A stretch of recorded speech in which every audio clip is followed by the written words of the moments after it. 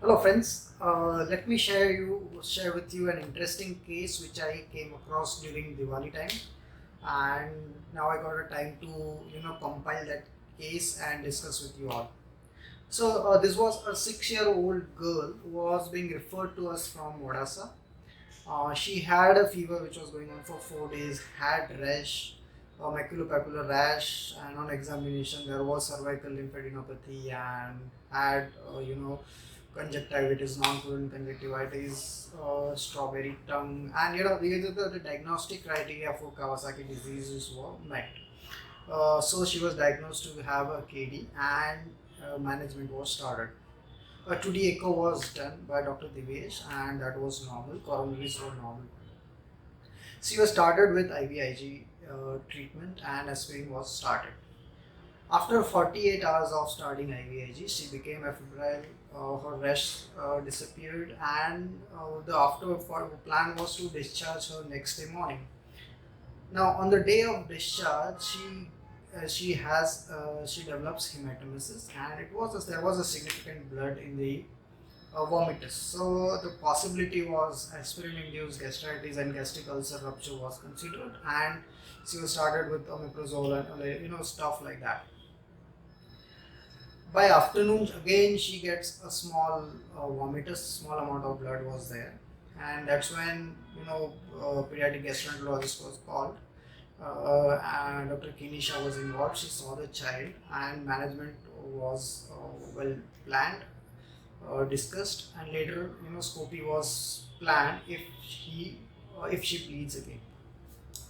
By evening, it was a Diwali time, Dhanteras, I distinctly remember it was, and by 6 7 p.m., she started going into developing a shock, and around 8 o'clock, a huge vomitus with a lot of blood came out, and she went almost into, hypertension was progressive.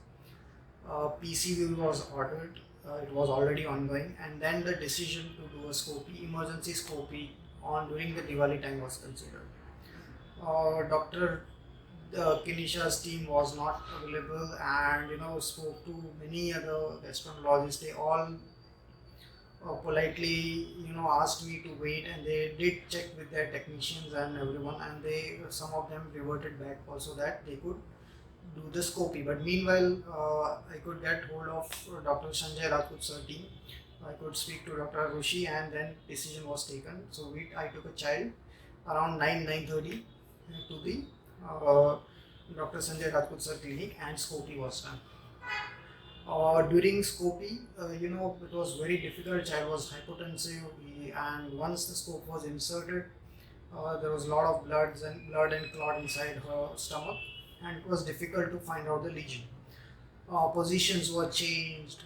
She was done prone, and stuff like that. And then one bleeder was seen. There was no ulcer, so basically it was a diaphragm lesion, and it's basically, if I tell you, it's basically an arterial malformation sort of thing where the caliber of the arteries are normal, but it's submucosal and that bled.